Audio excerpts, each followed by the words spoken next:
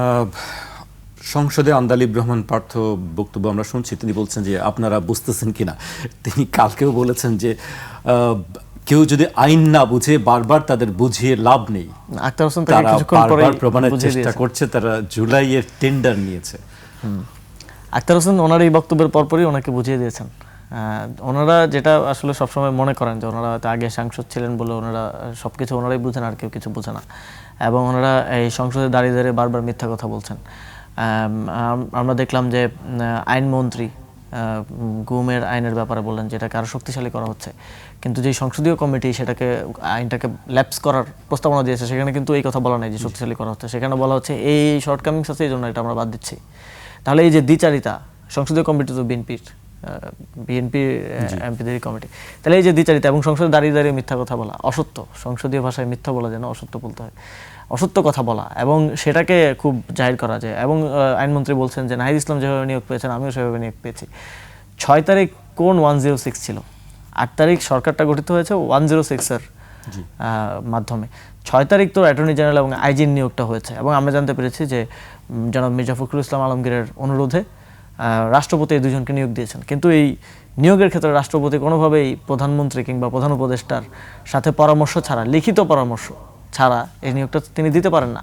তাহলে তার নিয়োগটাও তো মানে অবৈধ। তিনি বলছেন যে নাহিদ ইসলামের সাথে সেটা তুলনা করছেন। তো তিনি দেশের আইনমন্ত্রী, তিনি এরকম সিম্পল জিনিসের মধ্যে অসত্য কথা বলছেন। আমি বলবো না যে তিনি এটা জানেন না, কিংবা তিনি খুবই ভালো একজন লয়ার হিসেবে ওনার রেপুটেশন আছে, তো ওনার এটা জানার কথা, কিন্তু তিনি জেনেও রাজনৈতিক দ্বিচারিতা এবং অসত্য তথ্যের আশ্রয় নিচ্ছেন।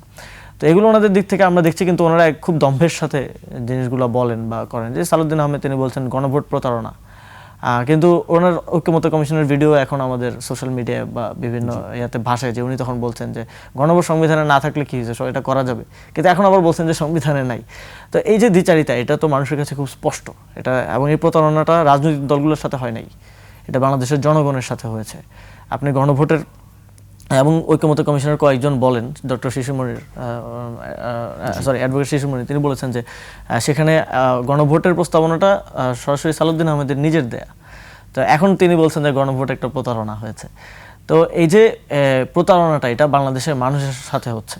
সবচেয়ে কনসার্নিং বিষয় হচ্ছে এটা রাজনৈতিক দলগুলোর সাথে তো হচ্ছেই, বাংলাদেশের জনগণের সাথে হচ্ছে, কারণ আপনারা বক্তব্যগুলো জনগণকে দিয়েছেন এবং জনগণ সেখানে কনফিডেন্স রেখেই কিন্তু এসে গণভোটে ভোট দিয়েছে, জাতীয় নির্বাচনে ভোট দিয়েছে, এবং এই জনগণের সাথে অতি রাজনীতি করার ফলাফল কখনো ভালো হয় না, এটা আমরা দেখেছি বাংলাদেশে। এখন উপায় কি তাহলে? এখন কি সমাধান মিলবে নাকি এখন উপায়, আমরা সংসদেও আমাদের প্রতিনিধিরা কথা বলছেন, আমরা যখন এখানে কথা বলছি অধিবেশন চলছে, আমরা রাজপথেও সরব আছি এবং থাকব।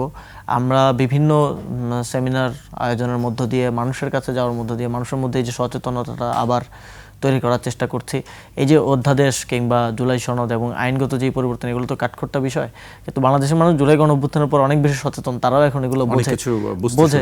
তো আমরা আরও বোঝানোর চেষ্টা করছি, আরও এই যে গণভোটে মানুষ এত কোটি কোটি মানুষ হ্যাঁ ভোট দিয়েছেন, তাদের সাথে আবার কমিউনিকেট করছি যে আপনাদের সাথে এটা প্রতারণা হয়েছে, এবং মানুষ এটা বোঝেন। এবং এই সচেতনতা তৈরির মাধ্যমে আমরা সামনের দিনে আরও বড় পরিসরের রাজপথের আন্দোলনের কথা ভাবছি, যদি যেভাবে চলছে সেভাবেই চলতে থাকে। তবে আমরা আমাদের দিক থেকে সবসময় আহ্বান জানাতে চাই এবং জানাচ্ছি যে আপনারা জুলাই গণঅভ্যুত্থান, জুলাই সনদ, গণভোট এবং এই যে রাষ্ট্রের কাঠামোগত সংস্কারের ক্ষেত্রে সদিচ্ছাটা দেখান, আমরা একসাথে এটা করি এবং কমিটেড ওয়েতেই করি, যে ওয়েতে আমরা কমিটমেন্টটা করেছিলাম নির্বাচনের আগে, সেই ওয়েতে করি। তাহলে এই যে দেশে তো অনেকগুলো ক্রাইসিস চলছে, দেশে না বিশ্বেই চলছে, বৈশ্বিক সংকটের থেকে শুরু করে এই সবগুলো বিষয়ে সরকার দল, বিরোধী দলে আমরা যারা আছি সবাই একসাথে সমন্বয়ের মাধ্যমে একটা সুন্দর বাংলাদেশ গড়তে পারি, কিন্তু সেক্ষেত্রে তাদের সদিচ্ছা আছে বলে আমাদের আসলে মনে হচ্ছে না।